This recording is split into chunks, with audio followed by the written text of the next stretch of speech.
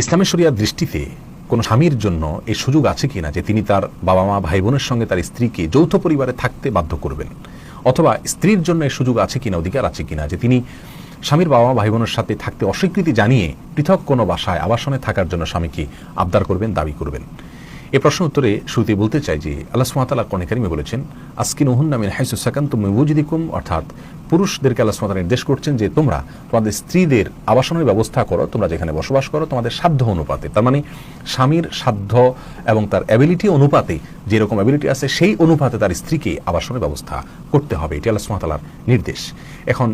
কমপক্ষে কতটুকু ব্যবস্থাপনা করলে আবাসনের স্বামী তার দায়মুক্ত হবেন বা তার কর্তব্য আদায় করা হবে, এ প্রসঙ্গে প্রায় সকল ফুকাহায়ে কেরামের মত হলো স্বামী যদি তার স্ত্রীকে এমন একটি আবাসনের ব্যবস্থা করেন যেখানে স্ত্রী নিজে স্বাধীনভাবে চলাফেরা করতে পারেন,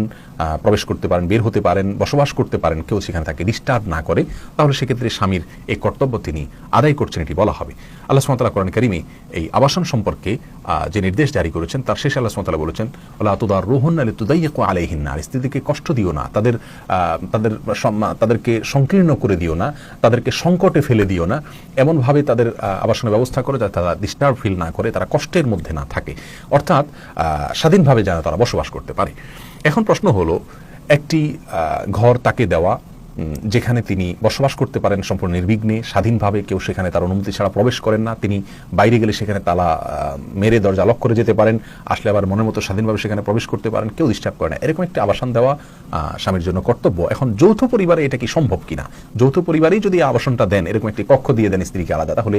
সেটা চলবে কিনা? এই প্রশ্ন উত্তরে বলবো যে যৌথ পরিবারে এরকম আবাসন যদি দেন স্বামী, তাহলে দুই শর্ত সাপেক্ষে তার আবাসন দেওয়ার কর্তব্য তিনি পালন করেছেন বলা যাবে। প্রথম শর্ত হলো যে তাকে স্বাধীনভাবে একটা কক্ষ দিতে হবে, যেটা সবই বললাম, অর্থাৎ তিনি ওই কক্ষে তার মতো করে তিনি বসবাস করবেন, কেউ সেখানে ননদ হোক, দেবর হোক, ভাসুর হোক, শাশুড়ি হোক, কেউ সেখানে তার অনুমতি ছাড়া প্রবেশ করবে না, তার কোনো কিছু হাতাহাতি করবে না এবং ঘাটাঘাটি করবে না, তার কোনো প্রাইভেসি নষ্ট করবে না, তিনি বাইরে গেলে সেখানে দরজা লাগিয়ে যেতে পারেন, কেউ দোষণী মনে করবে না, এক কথায় স্বাধীনভাবে তিনি সেখানে বসবাস করতে পারছেন, এই বিষয়টি নিশ্চিত করতে হবে। আর দ্বিতীয় শর্ত হলো তিনি সেখানে বসবাস করতে গিয়ে পর্দা যেন লঙ্ঘন না হয়, সে বিষয়টি নিশ্চিত করতে হবে। বেশিরভাগ যৌথ পরিবারে দেবর ভাসুর অনেক ক্ষেত্রে তারা থাকেন একসঙ্গে, যদি এরকম হয় যে দেবর ভাসুর থাকেন অথবা ননদের স্বামী আসা যাওয়া করে, তার বড় ছেলে মেয়ে আসা যাওয়া করে, অথবা এরকম কেউ সেখানে থাকেন যেখানে যার সঙ্গে ওই মহিলার পর্দার বিষয়টি রয়েছে, সেই ক্ষেত্রে যাতে তার যাতায়াতের জায়গায় চলাফেরায় ওই পর্দা লঙ্ঘন না হয় সে বিষয়টি স্বামীকে নিশ্চিত করতে হবে, তাহলে সেক্ষেত্রে যৌথ পরিবারেও এরকম আবাসনের ব্যবস্থা স্বামী করতে পারেন। এখন কথা হলো যে যৌথ পরিবারে না থেকে স্ত্রী যদি আলাদা থাকতে চান সেটা জায়েজ আছে কিনা। এক্ষেত্রে বলবো যে যেহেতু স্বামীর সঙ্গতির বিষয়টি এখানে গুরুত্বপূর্ণ, স্বামীর যদি সঙ্গতি থাকে আর্থিকভাবে স্ত্রীকে পৃথকভাবে রাখার, তাহলে সেক্ষেত্রে স্ত্রীকে পৃথকভাবে তিনি যদি রাখেন তাহলে সেটা তার জন্য জায়েজ আছে, এবং এতে মা বাবার যদি খেদমত তিনি কোনো প্রকার ত্রুটি না করেন, মা বাবার খেদমত আলাদাভাবে করেন, স্ত্রীকে আলাদাভাবে